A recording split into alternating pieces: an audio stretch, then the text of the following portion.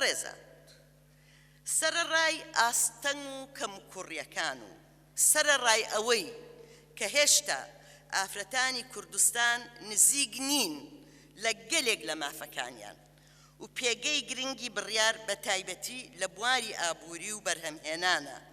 کە ژینگە و خاکی کوردستان زۆر لەبارە بۆ ئەوە بە تایبەتی لە بواری کشت و کاڵ ئەڵێن بەڵام سەرەڕای گشت ئەوانە هەنگاوی گەورە لە بەرەو پێشچوون هەن سەرۆکی پەرلەمان ئافرەتە سکرتێری پەرلەمان ئافرەتە لە ناو کابینەی حکوومەتە سێ ژن بەرپرسیارەتی گرنگیان لە ئەستۆ گرتووە لە پارێزگای هەڵەبجە قایم قامێت شارەوانی زانکۆ ژن بەڕێوەی ئەبەن سەرەڕای فراوانبوونی کاری ڕێکخراوەکانی کۆمەڵگەی مەدەنی و اختصاسیان لە بواری هەندێک لایەنی بواری ژیانی ئافرەت بوونی ژمارەیەکی بەرچاو لە ئافرەتان چ لە ناوەندەکانی خوێنن چ لە ناوەندە سیاسیەکان و لە گەلێ لایەنی تریش ئەڵێن سەرەڕای گشت ئەوانە بەڵام ئەم لایەنە گەشانە گەشتبینیمان پێبەخشن بەڕێزان ئەرکی زۆر و گەلێک گرنگمان لە پێشە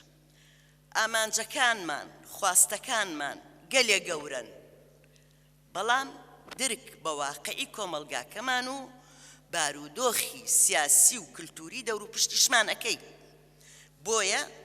هەمیشە هەوڵەیین بەرنامەکانمان واقعی و چەسپا و جێگیر بن ڕۆژی جیهانیە بۆ بەرەنگاربوونەوەی توندوتیژی دژ بە ژنان ئەو ڕۆژەیە کە دەبێت بە بیر خۆمانی بهێنینەوە کە دەبێت کۆتایی بە یەکێک لەبەر بڵاوترین پێشێلکاریەکانی دژ بە مافی مرۆڤ بهێنرێت بەڵام کەمترین دانپیانان بەرامبەر ئەم پێشێلکاریانە دەکرێت ئەمڕۆ لە هەرێمی کوردستان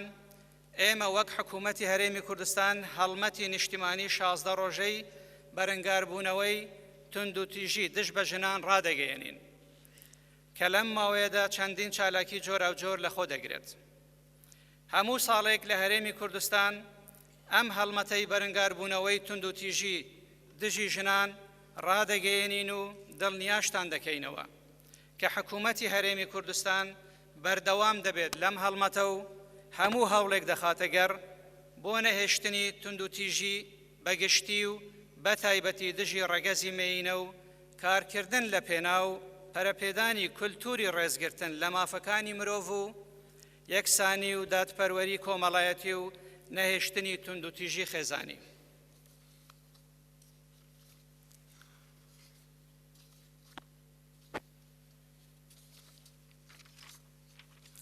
بێگومان دامەزراوەکانی حکوومەت ناتوانن ئەم ئەرکە بە تەنیا ڕاپەڕێنن و پێویستە ڕێکخراوەکانی کۆمەڵگەی مەدەنی و بە تایبەتی ڕێکخراوەکانی ژنان و ئافرەتان و زانایانی ئاینی و ڕۆشنبیران و دەستگاکانی ڕاگەیاندنیش هاوکار بن لە بڵاوکردنەوەی کولتوری لێبوردەیی و ناتوندوتیژی و ڕێز لە یەکتر گرتن ئەم ڕۆژەی هەموو ساڵێک ڕۆژی بەرەنگاربوونەوەی توندوتیژی دژی ژنانە و بە یەکێک لە بۆنە نێودەوڵەتەکان دانرێ کە دیاریکردنی ڕۆژێکە بۆ شیارکردنەوەی کۆی خەڵک سەبارەت بە دۆزێکی گرنگ و بە مەبەستی ئاراستەکردنی ئیرادەی سیاسی و گشت تواناکان بۆ چارەسەرکردنی کێشەیەکی جیهانی قوڵ کە بەرۆکی مرۆڤایەتی گرتووە و ڕەهەندێکی کۆمەڵایەتی و فەرهەنگی و بگرە سیاسیشی هەیە و ئەخلاقیە بە تایبەت کە لە هەرێمی کوردستان ساڵانە هەڵمەتی بەرەنگاربوونەوەی توندوتیژی دژی ژنان ڕاگەیەنرێت و چ لەسەر ئاستی حکومی و چ لەسەر ئاستی ڕێکخراوەکان و مێدیا جۆرێک لە شارەزایی بۆ ئەم جۆرە بەرەنگاربوونەوەیە دروست بووە بەڵام بەداخەوە لەگەڵەوەش ژمارەیە کچ و ژنانەی لە 2010 کوژراون یان خۆیان کوشتووە یان پاڵنەرێک هەبووە بۆ خۆکوشتنیان لە 1000 ژن نزیک بووەتەوە ئەم ژمارەیەکی هێندە ترسناکە کە پێویستە هەمومان لە ئاستیا هەڵوەستەی جدی بکەین و بزانین لەکوێدا ئاستی قەبارەی بزانین لەکوێدا لە ئاستی قەبارەی کێشەکەدا مامەڵەمان نەکردووە یان کەرەستە و میکانیزم و چالاکی بەکارهێنرا و هێندە کاران نەبووە کە بەربەتە شەنەسەندنی حاڵەتەکان بگرێ. هاوکات جگە لە کوشتن، جۆرەکانی تری توندوتیژی ڕاگەێنرا و ڕانەگەێنرا و ئاشکراکرا و ئاشکرا نەکرا و لەسەر ئاستی تاک و خێزان و کۆمەڵگاش هێشتا بە شێوەیەکی بەربڵاو بوونی هەیە. بۆیە ئەرکی یاسایی و ئەخلاقی دامەزراوە فەرمیەکان و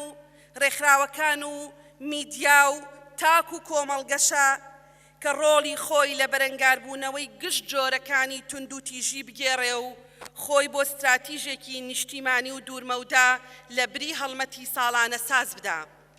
لەو ڕوانگەیەوە پێمان وایە ئەرکی ئێمە لە پەرلەمانی کوردستان ڕەخساندنی باشترین هەلومەرجی یاساییە بۆ دامەزراوەکانی بواری ژنان بە تایبەت ئەنجومەنی باڵای کاروباری خانمان کە دەبێ وەک هەر دەستە و ئەنجومەنێکی تری بوارە جیاوازەکان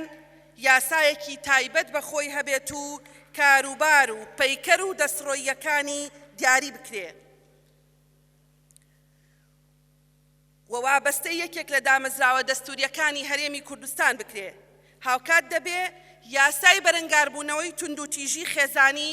ژمارە 8 ساڵی 2011 بە جۆرێک هەموار بکرێ کە لە ئاستی پێویستی ئەو دامەزراوە فەرمیانە بێ کە ئەرکی جێبەجێکردنی یاساکەیان لە ئەستۆیە و بە ئاشکرا باس لە کەم و کوڕیەکانی دەکەن.